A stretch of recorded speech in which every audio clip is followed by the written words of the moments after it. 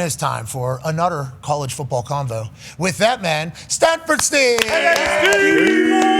The Talks and Tables here at Boston Connor and at Ty Schmidt. One half of the Hammer, Dahn Cowboys, and college football author AP Tone is here. 9-year NFL vet, UConn Husky legend Darius J. Butler is here. And we have a packed weekend of college ball, Stanford Steve. We can't wait to hear all about it. Game days heading down to Nicky Saban's town. What are your thoughts? Young Nicky. We're headed down to Tuscaloosa, fired up. The rematch, undefeated Vanderbilt. They're the undefeated team in this game. Still averaging 49 points a game. That's fourth in the country. Bama fresh off that great win at Georgia. It comes down to Bama's defense. Can they slow down Diego Pavia and that high-powered offense that's been – they look better than they did last year, and that's what I think has Alabama's full attention, Pat. Yeah, and I think game day going there helps, and obviously Vanderbilt from what they were a year ago to what they are now is a different story. I think everybody just understands that Diego's brought a wagon down there to beautiful Nashville, Tennessee. How many more years will Diego be able to play? The people at Vandy are saying hopefully forever, and hopefully they're able to live in this. And you talked about being able to stop the run down there in Alabama. I had some tape last week on game day. Against Florida State, there was just no discipline. There was no leverage. There was no nothing. They've looked vastly different the last few weeks, and it does feel like because what happened last year with Vandy, because game day's going, because the entire world understands who Diego is, Kalen Bohr and the boys got no excuses to overlook this Vandy team. Yes, you are 100% correct. Vandy's total for the total for the year on wins was 4.5, so they've already done that this year.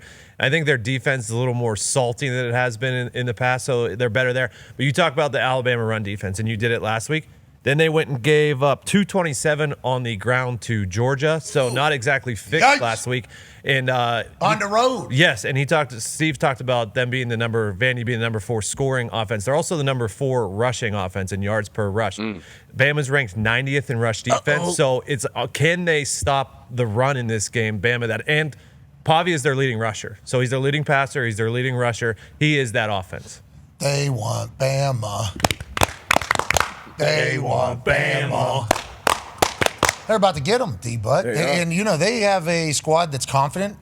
Quarterback, obviously, that has seen the highs now of college football. Yeah. They're riding in there, I assume, ready to upset the entire world. You have to love that positioning as a coach, I assume, down there at Vandy. Absolutely. Obviously, coming in as an underdog, big underdog here, going into a hostile environment. But you aren't sneaking up on anybody, especially not Bama. So I see that 10.5 number. How do you feel about that number for Bama at home? That's what I want to know. Clark Lee. Clark Lee. I liked it a lot more when it was 14. It opened at 14, D-Butt, so you can tell how many people I mean, Vandy has been a cover machine the last 2 years. As an underdog, I believe this is double digits, maybe close to 30 straight conference games. They've been an underdog.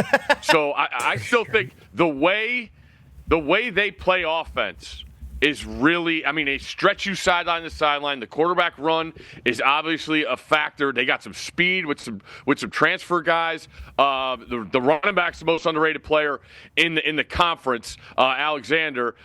So I look at, last year Bama just got big plays and then Vandy held the ball. Then Milroe turned it over. It was a perfect storm for pulling off that upset when you score 40 points. The issue is Vandy's defense for me on the road. They played at Virginia Tech, but we see what they've become. They won when they knocked Sellers out at South Carolina. The Vandy defense is going to be put to the test in this game. I like the over, and if I had to pick a side, I would lean towards taking the points because of that offense and how dynamic Vandy is. Tim Smith, D tackle for Bama, targeting in the second half against Georgia. Bama's already light on the D-line against the run. I think that Vandy run game gives Bama trouble all day. There's a lot of rules that I think we should tweak a little bit. Sure. There's a lot of rules that I think we should tweak a little bit. I appreciate we're trying to make the game safer and yada, yada, yada, but there's some things we need. I don't like us having to lose a guy for a half a game. No. If you already lost a half a game, that feels like a lot. If it was in the last 5 minutes of the fourth quarter, let's go ahead and give it to him. But already losing second half of a game. That feels like that's enough. Huge. That's a lot of football, especially with the way these college games go. I mean, everything is down to one quarter of explosion for one way or the other, and that could certainly happen for Vandy early. Let's talk about Alabama's offense. Ty Simpson, I saw him giving a speech. He sounded like Nick Saban. This guy sounded like he was Nick Saban talking, and I think the tweet that I saw was like, Ty Simpson's the last one that Saban has in that building, and you can hear it whenever he's speaking. And Grubb's giving a rock to Proctor. I mean, obviously, Ryan Williams is doing things that maybe we thought he wasn't going to be able to do again after he had his big debut. It's like this Alabama offense has found their way too, Steve. Yeah, Horton, the transfer you just saw catching a touchdown one from Miami, has really been a factor when he's healthy. He got knocked out of the Florida State game, and you could see Ty Simpson struggling a little bit. But that offense is all. Jam Miller's back. The offensive line figured some things out. Just basic, not getting beat inside on pass pro, which has been an issue. And I still think there's a lot more from that guy, Ryan Williams. They documented his drops. He's had touchdown throws, one against Wisconsin, one against Florida State, and then obviously the long one last week. He's got to get locked in, but Jeremy Bernard has been the guy for that offense, the most dependable player. They talk about his leadership. He doesn't say much. He just goes out and balls out. They had him throwing a couple passes last week, getting reverses. Bernard's been the guy for Ty Simpson in that offense. And also the tight ends, Cuevas and Edwards, I didn't know what they were going to get from that position, and they've done a good job of using H-back and motion in their run game. Those guys, I didn't know what to expect from them this year, but this offense is real, and Vandy has their hands full for sure. We were down there for a game, I don't know if it was last year, 2 years ago. They do really well with the environment. Great. They got a great stadium MC. They got good music. Yeah. Yeah, but what is the...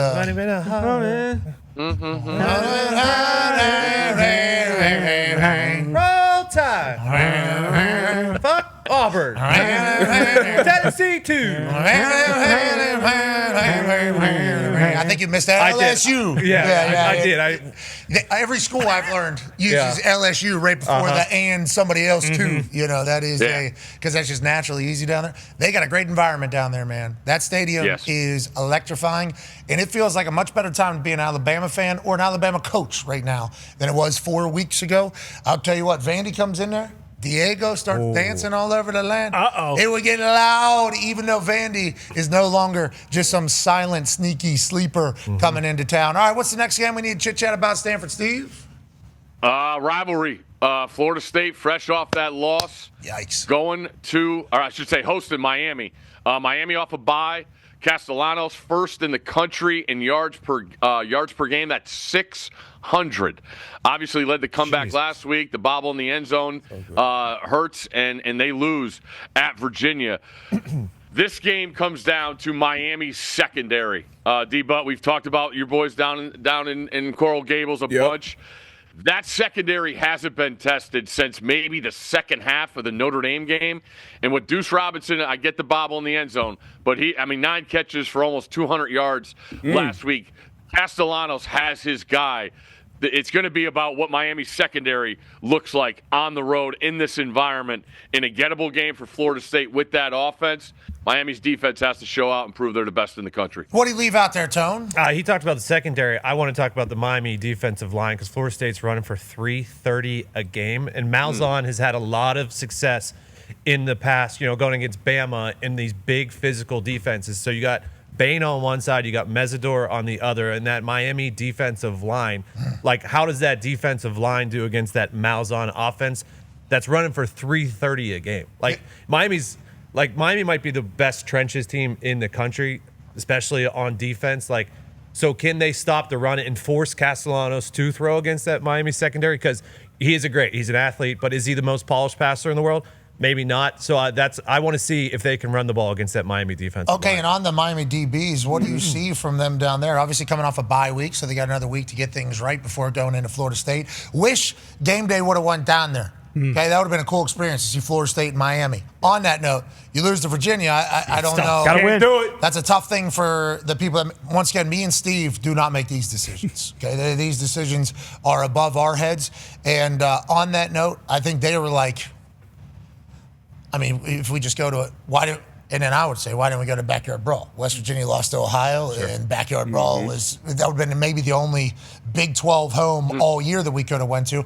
And they immediately told me, just like everybody did, well, they just lost to Ohio. It's like, valid. Okay, then we just keep it moving forward. Yeah. And it's like, in this case, it was the same exact thing. It was set up to be Florida State, Miami again. Perfect. Two top 10 teams. But I do think this is going to continue now with what Cristobal's building, with Norvell, if he's able to continue to hit on the transfer portal. I think Florida State, Miami is back for the long haul. Yeah. But the DBs down there in Miami, and how about Florida State as well? Do you know? That would be my question. I got more questions about Florida State DBs, but the Miami DBs, you just got to finish and make plays, especially when you have, I always talk about how the best friend of the secondary is that pass rush. So, and then when you have a quarterback like Castellanos who's always on the move, you can be in a perfect position. He can extend plays and make plays with his legs or his arm. But what about that Florida State defense? Couldn't stop a nosebleed against Virginia, and you'll have more weapons with this Miami offense. What's your thoughts on them and why they're struggling? Yeah, that was pretty eye-opening, D-Butt. Like, when you watch it, it's like, all right, it was a roller coaster. I still give Castellanos a ton of credit. I mean, they came out and turned the ball over twice, and on the road, in a night game, Virginia's biggest game of the year, that thing swirled fast.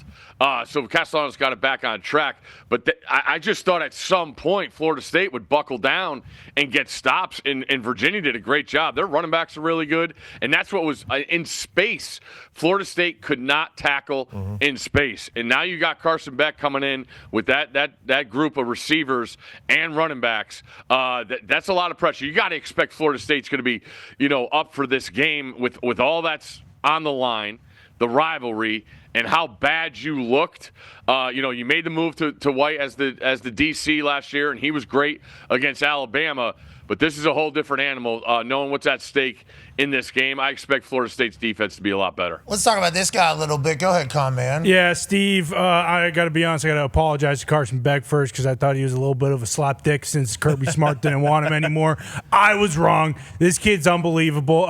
Is Carson Beck the number one pick this year, in your opinion? Tony, you too. You're an AP voter. You also matter. NFL AP, not a college. Excuse me. NFL draft? I assume those NFL AP voters, they got their eyes on that next generation. Well, for sure, but we just don't want anybody to think that he is a college AP voter. No, Not in the rankings. Because they take a lot of heat. Should be. Well, not only some of the heat, not only a lot of heat. Some of them just say, it's fun. I don't even watch the game. Yeah. Didn't love that. So that is college. You're in the NFL. Yeah. Where everybody takes it super serious. Yeah, you Why take did Miami drop a spot? Well, that's a tone. AP? Tone. I'm not an expert in that area. All right, anyways, go ahead, back to but what do you think about that, Steven? Tony does take the AP NFL very seriously, the college thing. Hey, if you have a vote in something, there's a chance, especially now with NIL contracts. I would do it. Yeah, give it to Tony. Because what if there's an NIL contract, eh? You get $500,000 more if you're an All-American. And also, we care. Yes. Yeah. Absolutely. Yeah, it matters. Yeah, all big this time. matters. But, Coaches, it matters. Yeah. Legacies, dynasties, they matter. We don't love that people's opinions that aren't in the game are the ones that are depending upon some things or whatever, or creating some things. But it is the world we live in. If I see 4 times All-American, I think they're better than the 2-time All-American. That's right. Boom. But now I think it's bullshit. Well, it's not just that one, too. I want to let you know, his particular crew, the AP, hasn't always been right either. Let's make sure. There's a lot of gripes with them as well. I will say this, and it's unfortunate, but if you don't think the committee looks at those AP rankings at the end of the season and takes it into fact, like that's a real thing. Yeah, these things matter. Yeah. So let's make sure we're doing them right. On that note. Sorry, Carson Beck, you're the number one pick. Do you think that's legitimate, Steve? Not yet. No. Are you looking for quarterback depth in New England? Are you worried about the quarterback position there? Utter God, don't fucking do this right now. I think you know exactly what we got in New England. Tracy's a guy. He's playing a little reckless a little bit. You need depth at that. What's the best ability, D-Butt? Availability. That's what Steve said. Yeah, well, if you watch him slide season 1 and now you watch him slide season 2, he kind of slides like a little bit of a guy who doesn't like contact, which is something I'm good with. Yeah. Okay, need this guy to not get hit. Need to keep that. Yeah, you were going to say another word. It sounded like, but what you're saying was smart football player. Exactly. And plus, I need to know what the other guy thinks about Carson Beck. Why are we talking NFL? Now, on that note, Carson has been great for Miami thus far. It feels like the perfect leader for them following Cam Ward's exit. Imagine following those shoes. Sorry, those cleats. Cam Making Ward, a lot of that'd money. be tough. Carson feels like, and hey, they're paying this guy more than anybody's got paid. In the Georgia story, to your point about, well, why Georgia let him go if this was a thing. How do you feel about Carson Beck? And not just this year, I guess also, what do you think his NFL prospect shit is? I think health is obviously the most important, and that's what I couldn't get. He had that, whatever it was, UCL surgery, didn't have spring ball, didn't have, all the reps you want in the summer, and comes out and just dices Notre Dame up. And then you look at what Notre Dame's defense has become, where as you're watching it that night, you're like, Notre Dame had one of the best defenses in the country last year, and then they've fallen off. But I also, being at the Florida game, people are wondering about arm strength and this, and I was like, I was there. It was super, super wet conditions. So I there's probably going to be questions about hand size. Gripping the ball and making Whoa, we love stretch that hand thumb. size conversation. Yeah, what do you say about small hands? Hey, that's what they say, not the other guy. Small men. Well said, Steve. Hey, you gotta wear a glove. You just put a glove on. Yeah, Small exactly. gloves. You just put a glove. Yeah. You just put a Worked glove. out for Kenny. He's a Super Bowl champion. Boom. Last guy to touch the ball in the Super Bowl was a guy wearing what? Gloves. As a quarterback. Two of them With tiny things. Medium hands. gloves. What's that? They had medium gloves. Beck wears a glove on the other side. That was rude of you. On the other good. That was very rude. The left-handed glove is the right move. I good move. did that as a punt. Every punter should have the left-handed glove or offhand glove, I think, personally. Even when you're holding?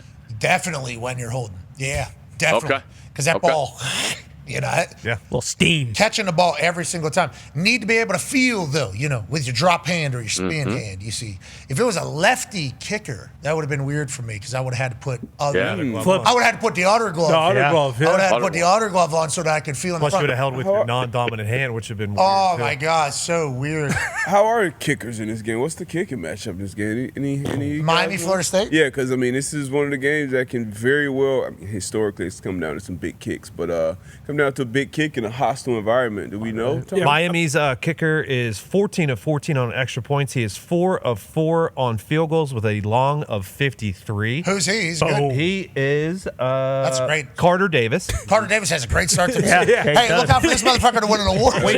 Sounds like- Bert Auburn's at Miami too. Okay, so Wow. that's interesting in case. Former Texas kicker. Yeah, I know. They had to get out of there. Yeah, new start, fresh start. I Yep. like that he was able to do that. He's a good kicker. Carter Davis knows that. And then for Florida State, Jake Weinberg is 27 of 27 on extra points. That's a lot of extra points.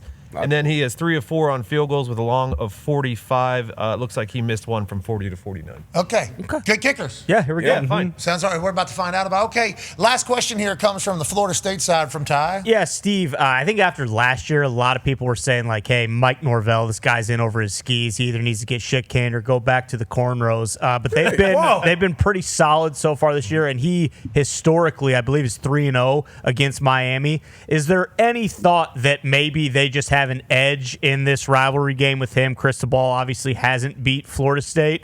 If you're a Florida State fan, what are you thinking is like the X factor going into this game? Probably the mindset of Florida State, being at home and what you just look like. That's where head coaches play the biggest part, to assess the tape and all the mistakes in that game. But on top of that, getting your team right for this situation, knowing we're in this extended playoff era, one loss isn't going to kill you, but you still got to make it right so you don't have to make those same mistakes the next game. That's why these guys get all that money. I thought it was really telling a Norvell to be who's a play caller for the majority of his career, to bring in his mentor Gus Malzahn and say, Gus, you take the offense. We got to get this team right, knowing how bad 2-10 was last year. I think Norvell, I think the world of him as a coach, and he'll have his guys ready. And to me, again, it's the defenses for this team. There's plenty of talent. You see it with the points scored. Castellanos has also been great on third downs, 6th in the country, I think, at 59%. So the defense isn't getting off the field. You hear Coach Saban talk about third downs, get off the field. That's what it comes down to. And whoever does that better will win this game. But Florida State will be ready. He'll have his team ready to go. Even, it's the hardest thing we do, especially, all the NFL we talk, college football. The hardest thing to do when you're assessing these teams is to forget about what the team looked like last week. Amen. That's so hard to do when you're ingrained in the tape and you're watching it and everybody's talking about it all week. Norvell's, they've been at the bottom of the bottom. They'll be ready. I love Norvell. He was very kind to me whenever he was down in Memphis. Yeah. Took us in. Yeah. He was very, very nice to us, always good to us. Then whenever he goes to Florida State, obviously it's very loud because they were potential Coach Prime down there at the time. And then it was, I think this stadium was actually on fire. And then Jordan takes him to places where, hey, this is what the team's going to be. And then obviously the injuries at the most crucial position when there's only 4 spots, that becomes its own storyline. And then all of a sudden they get punished immediately. Spend the wrong money. Yeah. And it's like, boom. And then Norvell's been able to build those boys back up there. So like the Virginia loss, I don't think scares me for what Florida State's about to be for the rest of the year because I think Norvell's had to build that program twice now already. He's had to build that thing a couple times. I got faith in him. And maybe if it doesn't work, okay, I'm not saying it won't, but maybe he does go back to the cornrows. They look good. They look good. Maybe he does go back to the cornrows. A lot of sauce on this particular guy right here. Now, you just know that that's in there at all times. Exactly. Whenever you're watching Norvell on the sidelines or in an interview or doing a press conference or anything like that, that's inside of him. He hasn't lost it. It's there. Yeah. Always will be. Yeah. So let's remember that. Yes. Good luck to Florida State. Good luck to Miami. Next year, maybe we get a chance to go visit that particular game. Okay, and the last game that we need to chit-chat about, San Francisco, going into the weekend. Your Texas A&M Aggies, Pat, coming in undefeated, 6th ranked in the country. They go to Notre Dame, they score 41 points and beat Notre Dame 41-40. And then last week, they are off a bye. Really interested to see what they look like. They hold Auburn to 0 of 13 on third down and win a tough, low-scoring game, 16-10. Coach Elko, one of the best in the biz, still agitated after the game. He mentioned how he didn't want to sound like another guy, meaning Brian Kelly, when he was asking about, reporters asking what's wrong. He wanted to celebrate that they were 4-0 for the first time in about 10 years. So I look at A&M, how are they going to handle the success? Elko in this position, 6th-ranked team, undefeated. And you got a dangerous Mississippi State team that had a game won against Tennessee last week. And Mississippi State, you want to talk win totals? They're already over. Their win totals, they won 2 games total last year, and they're sitting at 4-1. So this is a tricky spot, 14-point spread. But A&M, how do they handle the success? Knowing what's ahead of them with the SEC schedule, that's what I need to see from Mike Elko. Yeah, I can't overlook Mississippi State. Arizona State might have done that as they were going into a very hostile territory. And Texas A&M is one of the best environments in all of sport. The reason why I say the things I say about Texas A&M and Elko every time it comes up is because when I first met this man down at Duke, literally, do you remember there was like bad weather? So whenever we flew to Duke, the meeting, let's say the production meeting on Friday was starting at 9:30. I landed I was supposed to land 8:45 or something like that, or 8:30 even. I didn't land until like 9:22 because we were just circling, but we weren't circling in clear air. Like we were circling in like shit. Turbulence. Yeah. So like for 40 minutes, I'm in fucking turbulence basically. And then we go down to land and then we got to rush to get to the production meeting and we're in the hills down there of North Carolina. So I feel pretty disgusted. Like I think I'm going to die for 40 minutes as the plane's bouncing around. And then I drive in there and I'm like, oh, I'm so sorry. Then obviously I'm incredibly sorry. I just showed up to a team meeting basically like 7 minutes late. This shit is very much happening already. And I show up and hey, good to see you. It's like I'm the worst I've felt in maybe years. I feel like I'm going to die. So I just sit down, we do the entire thing. And then Thamel's like, Coach Elko is going to come in here. And I was like, I don't know who that is. And he's the coach, the coach here? The head coach of the football. I'm like, oh, shit, great. And he was like, he has a lot of guys on his staff that are yingers and a lot of guys that want to say what's up to you or whatever. And I was like, fucking great. That is literally that's all I was thinking about is like, oh, here we go. Like, I can't wait for this. Then he showed up. He popped his head in that room, and then there was just one Paisan after another. Italian, Pittsburgh Italian, another Pittsburgh Italian just like lined up, and I was like, this is what I fucking actually need. So I get up, and I just immediately, to Elko, hey, your fucking head size, unbelievable. Then how you doing? And then the Italians from Pittsburgh, they knew me, I assumed, certainly did. So they expected nothing less than what it was. We go outside, I have a conversation with their entire coaching staff, and just listen to them talk about ball and how Elko views ball and like what it is. I'm like, oh, this guy knows ball. Like, this guy just knows ball. So then I start talking to everybody else that, like, knows the college football world much better than me at this point. And they're like, yeah, Elko, boom, boom, boom, boom. So it was just natural for me. At Texas A&M, they paid a guy $70 million to leave. Yeah. Okay? So I assume Texas A&M has all the resources. Yep. And everything I heard about Elko is like, fucking, this guy gets it. It's like, those resources, what he does and what he has done, what everybody says, I think it's just natural for me to think they're going to be fucking good. Yep. So that I didn't feel like I was I didn't feel like I was Oppenheimer when I was like, Texas A&M is going to be good. I was just listening to what literally everybody has said about him, and he's got it down there. They got it fucking figured out. His defense is going to be good. Yeah, we you always would assume think, it's going to be good to get figured out. Right. And then on the offensive side, quarterback is a guy. Yeah, Marcel Reed has been great. And the question coming into the season was him and kind of that passing game. You figured the running game was going to be good with Le'Veon Moss and Ruben Owens. But then Reed, they bring in 2 transfer wide receivers, Casey Concepcion from NC State. He's been unbelievable. But the other one came in from Mississippi State, Mario Craver. He's got 477 yards on the season. He's been unbelievable. So this is kind of not a revenge game or whatever. I wouldn't call it a revenge game for him because he got out of Mississippi State, even though they are really good this year. 4-1. They took Tennessee to overtime. Steve said they had 2 wins last year. They had the same total over-under win total for this season. They've been good. Lebby was the OC at Oklahoma and then Ole Miss. His offenses are always really, really good. So I wouldn't be surprised if there's a lot of points in this one as well. Are they? I know you said Elko got the resources. Oh, yeah. Are they a national title contender? I think they paid $70 million for a guy to leave. Yeah. So I just think I know that. Yeah. And especially in this era. The defense has to continue to get better. Okay. Yeah, it was like 106 or something. I forget the stat in some particular stat. Sorry, go ahead, Steve. They put on a clinic. Go ahead. They put on a clinic last week, Pat, of blitzes and getting in Jackson Arnold's head. Showing guys coming, simulated pressures, and then bringing guys weak where they knew the protection was going.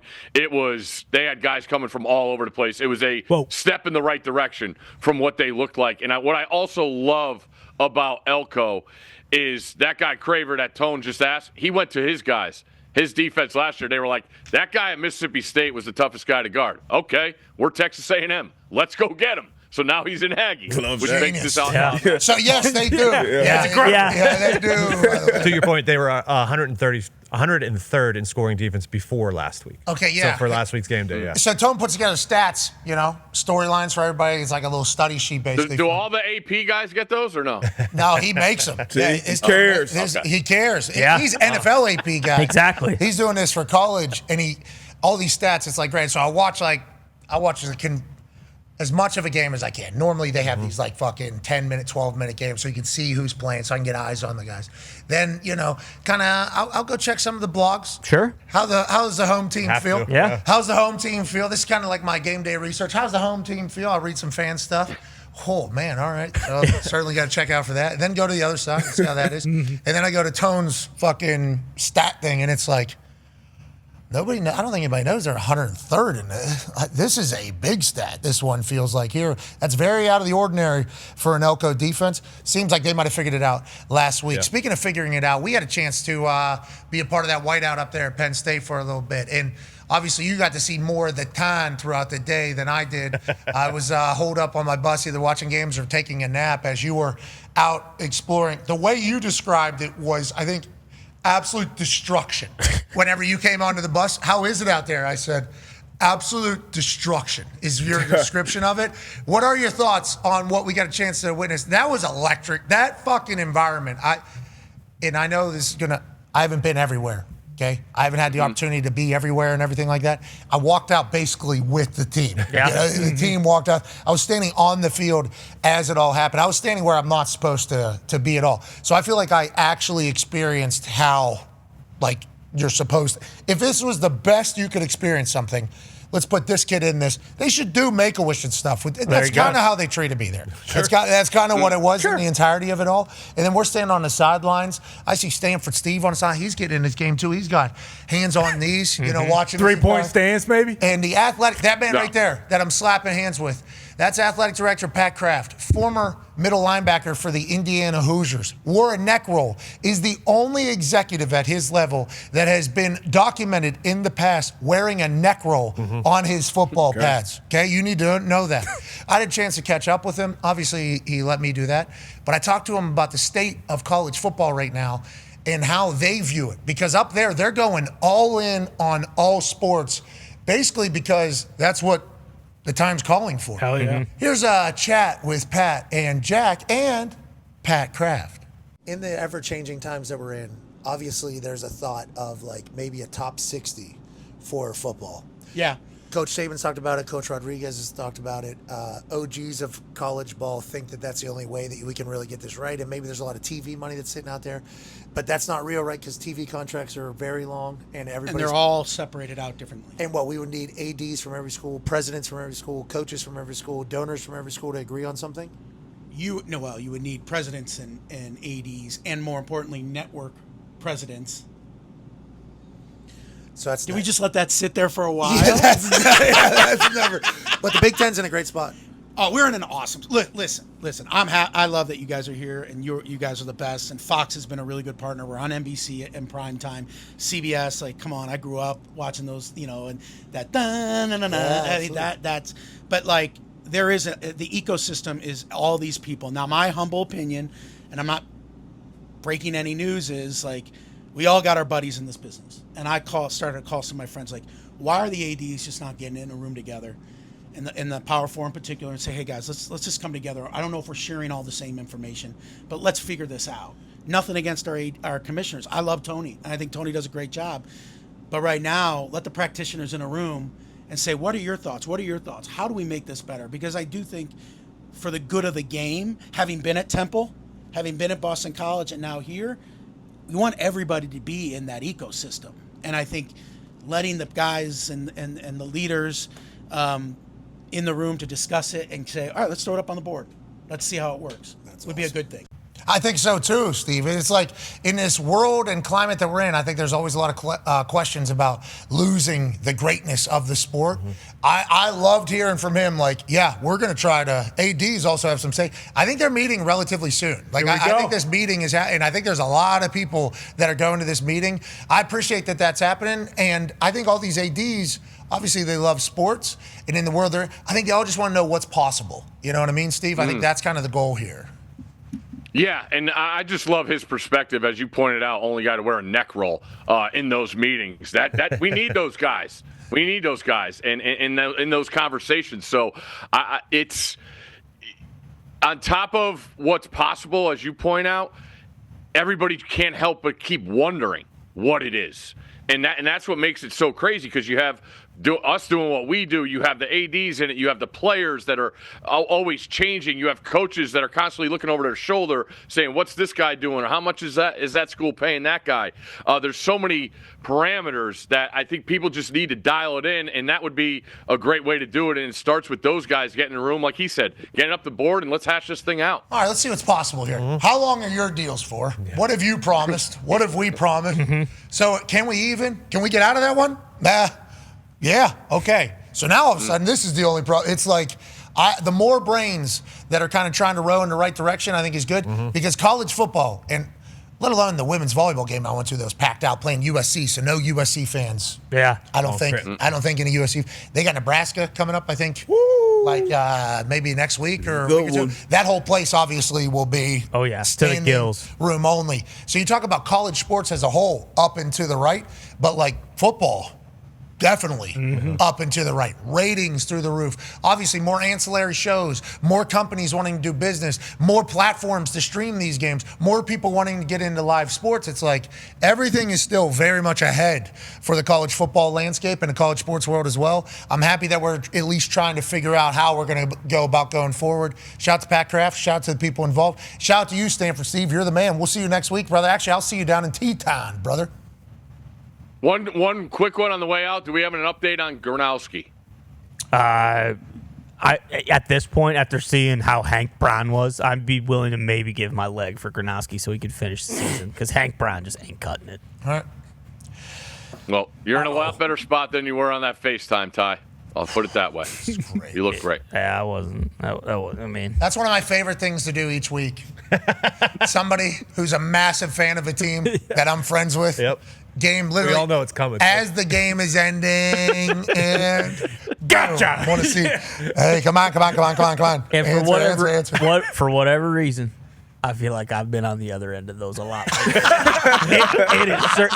It's fucking raining shit on me right now. But hey, you just got to wake up every morning and go get it. I have so much fun in those. It's okay. It's happening. Great time. I mean, I did it last night with every Yankees fan I knew that wasn't Ty Bruce. I mean, every single one that I knew I wasn't going to see yesterday or today, rather. Just good FaceTime and then screenshot that thing. Yeah. We're screenshotting that thing immediately. It's like you were with the boys as it happened in the moment, and then you can always talk shit later. It's a beautiful thing. All right, we appreciate you, man. See you down in Alabama. This is another college football convo with Stanford Steve. Yeah.